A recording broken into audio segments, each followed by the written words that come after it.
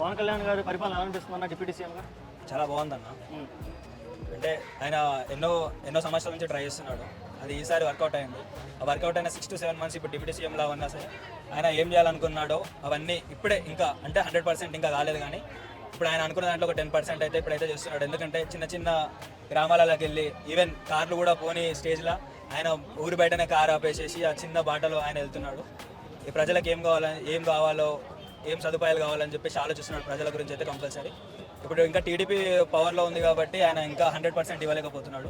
Next time ఏమైనా CM అయ్యే chances ఉంటే ఆయన కంపల్సరీ 100% ఇస్తారు. ఉన్న డిప్యూటీ సీఎం పదవి పీకేస్తాం అంటున్నారు, మళ్ళీ సీఎం అంటారండి. డిప్యూటీ సీఎం అంటే ఇప్పుడు డిప్యూటీ సీఎంని చేస్తామని చెప్పేసి అన్నారు కాబట్టి ఇప్పుడు కూటమి అయినా సరే ఏదైనా సరే ఇప్పుడు వాళ్ళకి ఓట్ల గురించి ఆలోచించారు కాబట్టి పవన్ కళ్యాణ్ కలుపుకున్నారు.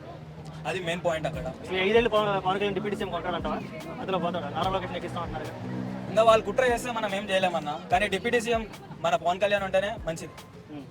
ఇప్పుడు ఆయన అదే కావాలనుకుంటే పవన్ కళ్యాణే మన నారా లోకేష్ డిప్యూటీ సీఎంలా కావాలనుకుంటే ఆయన ఇంతకు ముందు నుంచే మరి నా కొడుకే డిప్యూటీ సీఎం చేస్తా అని చెప్పేసి ఇట్లా అంటే ఇప్పటివరకు టీడీపీ కానీ ఓట్లు రాకపోతే ఉండొచ్చు నాకు తెలిసినంతకైతే. అందరూ ఏమనుకుంటారు మనకి 21 సీట్లు వచ్చేసినాయి అని చెప్పేసి ఎందుకు టీడీపీతో కలిసిన అని చెప్పేసి ఇట్లా అంటే అట్లా ఏమి ఉండదు అన్న.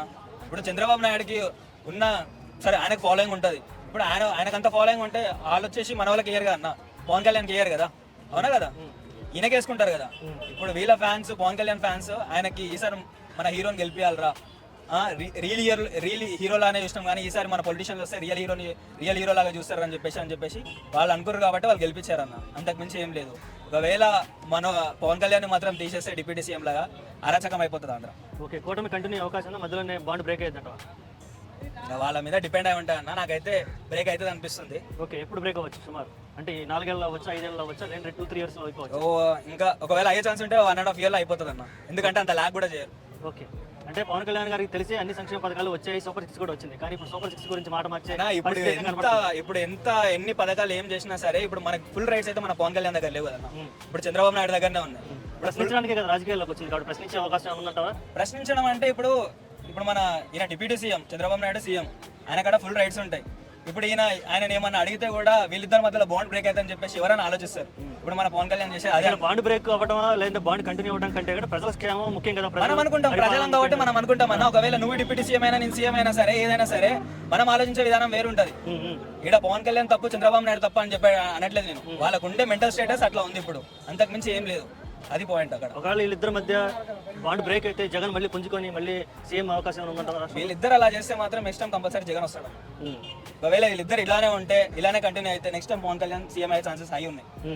ఎందుకంటే జగన్ కూడా చేసిండు, జగన్ మరీ ఆంధ్రాని అంత వదిలేసిండు, అరచకంగా వదిలేసిండు అని అంటే ఆయన చేసిండు, కానీ మరీ ఏం చేయలేదు అన్నట్టు ఏం లేదు. ఎందుకు అంత ఆలోచిస్తుంటే మీ దాంట్లో మీ జగన్ కన్నా మా తెలంగాణ, మీ దాంట్లో మీ జగన్ కన్నా మా దాంట్లో రేవంత్ రెడ్డి అంత ఏం చేస్తలేదు కదా, ఉన్న ఇల్లులో కూల్చిపడేస్తుండు. జగన్ అట్లా ఏం చేయలే కదా. ఈవెన్ పిల్లలకి ట్యాబ్స్ ఇచ్చిండు, ఇంగ్లీష్ నేర్పియానికి స్కూల్లో అది అంత ఫెసిలిటీస్ చేసిండు, ఆయన కూడా చేసిండు. కానీ ఒక 60% చేస్తే ఒక 40% చేయలేదేమో. ప్రజలు కూడా నెక్స్ట్ టైం మరే మన సిబిఎన్కి ఇవ్వచ్చు అని చెప్పేసి అట్లా అనుకుర్రేమో.